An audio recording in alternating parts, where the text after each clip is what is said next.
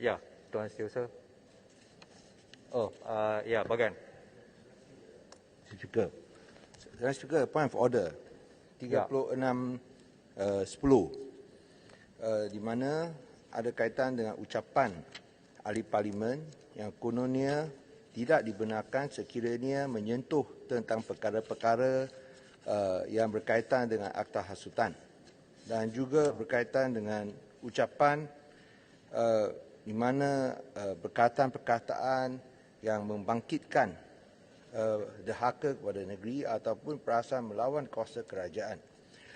Saya sebut peraturan mesyuarat ini, Tan Sri Yang Bertua, kerana ahli parlimen Sabangah semalam telah pun disiasat oleh pihak polis berkaitan dengan satu ucapan yang beliau buat dalam parlimen.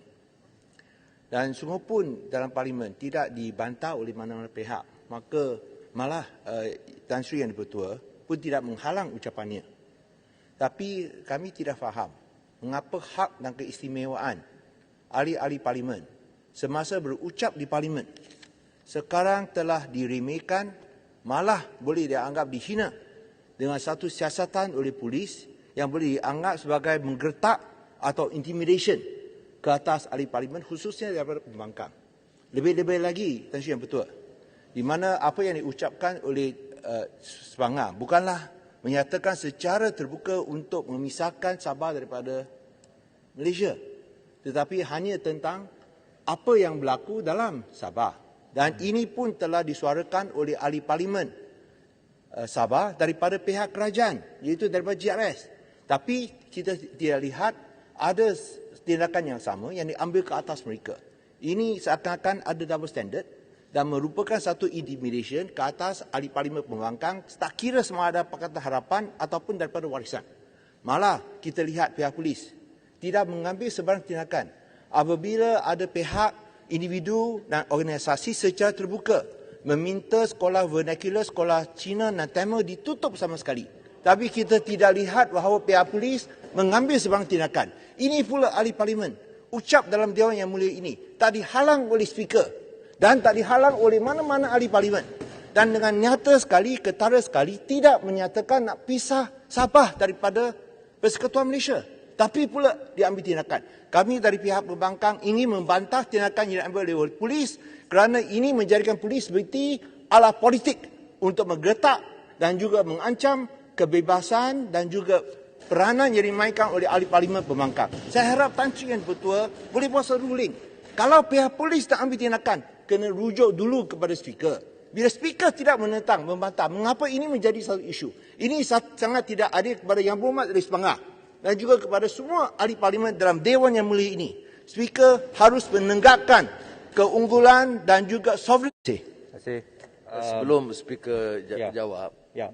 biar saya memberi kenyataan menyokong yang dibangkitkan. Kerana ini juga saya rasa tersentuh peranan speaker. Kalaupun ada masalah, itu harus dibangkitkan oleh pihak kerajaan. Rujuk kepada jawatankuasa. Ya, untuk mengambil tindakan. Tetapi untuk menghalang dan memberi ugutan kepada ahli parlimen mengemukakan pandangan seperti yang berlaku kepada YB Sepanggar, saya rasa sekali lagi create a very dangerous precedent in this house.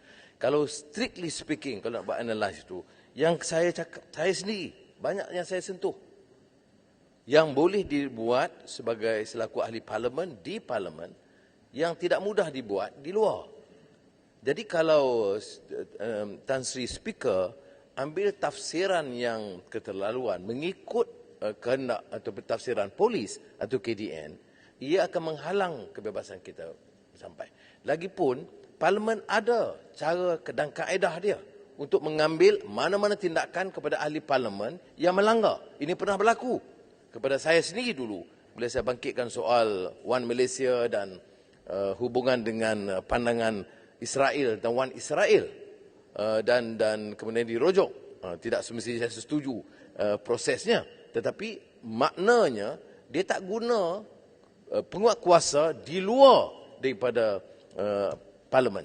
Jadi saya minta penegasan, walaupun dari segi substantif yang saya boleh tahu, saya baca teks ucapan YB Sepanggar, tidak ada menjurus kepada treasonable offence.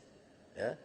Ini hanya penafsiran longgar yang dibuat. Saya sekali lagi usulkan kepada speaker, supaya speaker campur tangan, menyatakan ini ruang parlimen. Saya masih ingat, baru-baru ini speaker House of Commons. Saya ada minta kawan-kawan forward kepada speaker. Dia tegur Prime Minister Boris Johnson dan mengatakan, Mr. Prime Minister, I am the Speaker of the House. You listen and I decide.